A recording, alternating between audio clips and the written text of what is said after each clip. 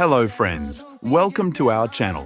இன்னைக்கு நம்ம இந்த வீடியோல 15 ஆண்டுகள் முன்னதாக அதாவது 2010ஆம் ஆண்டு ஒரு ஸ்டாக்ல 10,000 ரூபாய் முதலீடு செய்திருந்தால் அதோட மதிப்பு இப்போ எவ்வளவு இருக்குன்னு பார்க்கலாம் வாங்க.